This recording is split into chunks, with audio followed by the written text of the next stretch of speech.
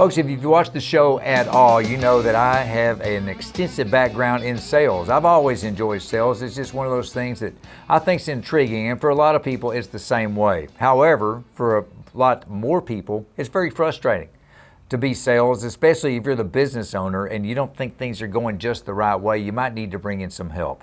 That's exactly what we have today. We have a gentleman who is a professional sales trainer with a professional sales training company to boot. His name is Frank Gustafson. Boy, I barely got that out there. I left sales to become a professional speaker, folks. I do a great job at that. Sandler Training is the company, specifically Strategic Partners, Inc. Frank, welcome aboard. Good to see you. Thanks, brother. Appreciate the opportunity to be here. So unlike me, you weren't in sales your entire life. You were doing other things, or maybe you've always done sales, but you haven't done sales training. Well, no, not always sales training, but I love what Zig Ziglar says about sales. Everyone in your organization, whether it says sales on your business card or not, is in sales. Absolutely. Because they've got the ability to affect a sale either positively or negatively. Mm-hmm. Everyone. They're either selling or unselling. Amen. Or doing something else. You know, I was looking at the notes you had. I like Zig Ziglar quotes myself, and you had the other one. What was the one defining sales? Is the easiest hard job or the hardest? What's that one? Yeah, so sales can either be the easiest hard job you've ever had or the hardest easy job you've ever had. So before you got on board with coming in with Sandler, which we're going to get to in a sec, for 35 years, what were you up to? What were you doing? So started out selling, carrying a bag. Did well at that. And when you do well at sales, they promote you into sales leadership, right? Doesn't necessarily mean you're going to be any good at that, but right. You get your opportunity, right? So did that. Started a couple of different companies. Had my own business a couple of times. Executive leadership in a number of different companies, but all the while in and around sales and affecting sales on a daily basis. So to the point that you went back on all those years of experience, when you were looking to start yet another company, how did you decide to get on board with Sandler? Well, that's a great question. It's kind of like, you ever put on a slipper, a nice slipper? Yes, like a house slipper. Yeah, like a house slipper. Absolutely. That's what sales feels like to me. Just fits right in there. I found myself back a year and a half ago or so, kind of deciding what I wanted to do next. How do I want to, at 55 years of age, how do I want to slide into home? What does that end look like? Right. And went out and started doing some looking around and found Sandler, talked with them, talked to some of their folks around the United States, got familiar with their system a little bit, and literally fell in love. It was just like coming home after a long, hard day and putting on a nice pair of slippers. I mean, you're one of these people they always talk about. If you love what you do, you never go to work, right? You're that guy now. Feels like work sometimes. Yeah. But yeah, you're right. You're right. It is. It is what I am passionate about.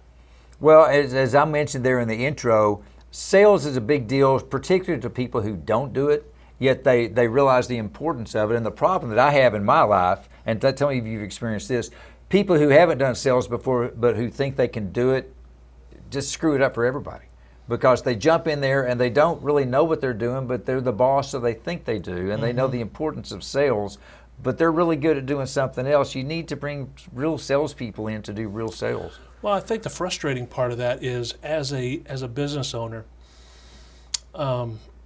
you tend to go out and hire folks that you hope are just like you, that can go out there without any direction, without any babysitting, and just go out there and do what you did back in 1983, right? Here's a list, just call them up. Just grab your maps, go in your Rolodex, and get out there. Amen. Just go sell them. Just go sell them. The problem is that those folks are standing at the door. The founder of the business is still there and still the best salesperson, has the scars to prove it, and they're sitting at their desk fielding people all day long coming through the door, dealing with sales type issues, and it's frustrating for a business owner that never really had a system, never really had a true sales process, efficient and effective, and it's hard for them to sit and watch their salespeople flounder.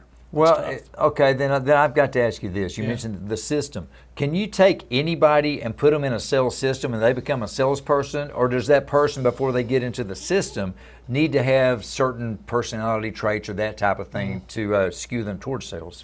Well, I think Zig talked about that a little bit as well, where he said, as a are you born a salesperson? Mm-hmm. And Tom Ziegler says that there was only one salesperson that was ever born a salesperson, and that was him. And when he was born, the day he was born, his dad put an article in the paper said a salesman was born today. Nice, nice. But I don't think that that's the case.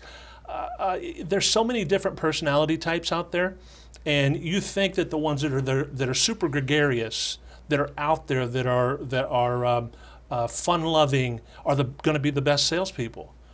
What I find is those people get their feelings hurt pretty easily, right? Mm-hmm. So maybe they are and maybe they aren't. So I don't think you can take and typify a salesperson. If you've got a good, efficient, and effective process that somebody can follow, I think you can make a salesperson. You can, okay. Yeah. Or you could take an existing salesperson and make them a better salesperson. Absolutely. By reining them in a little bit.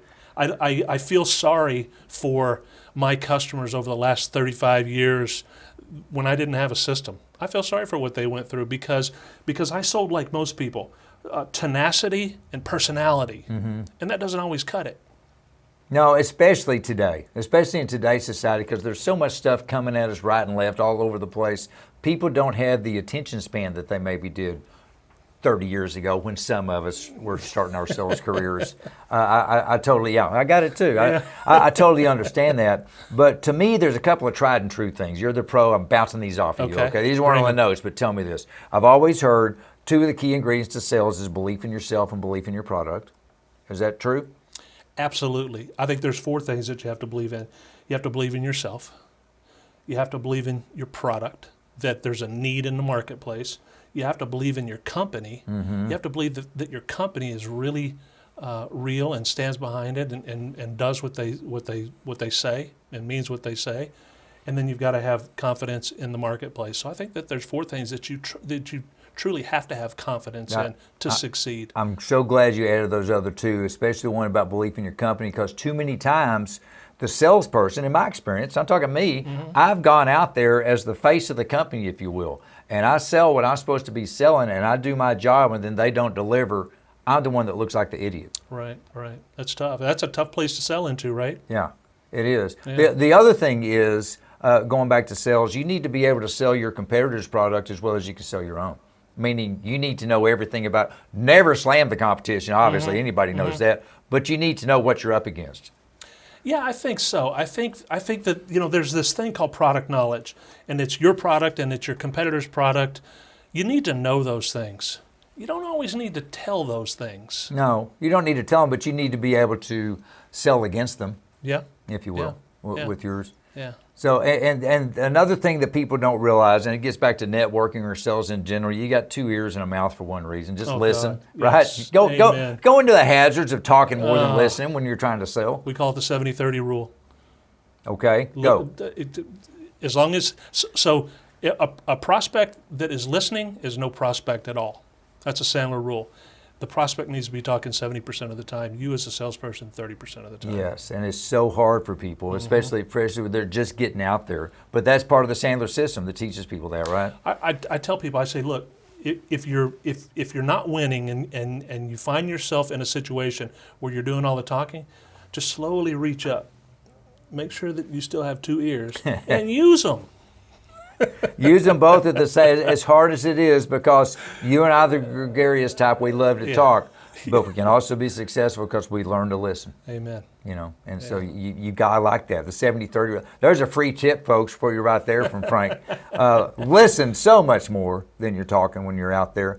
Well, I appreciate you coming in with us today. I can't believe we're done. You get 2 talkers on the show, and it goes pretty quickly. Unbelievable. But the bottom line, folks, is, and you heard it from him, anybody can sell, but you need to get the systems in place. Nobody does it better than Sandler. Frank would be more than happy to help you out with that.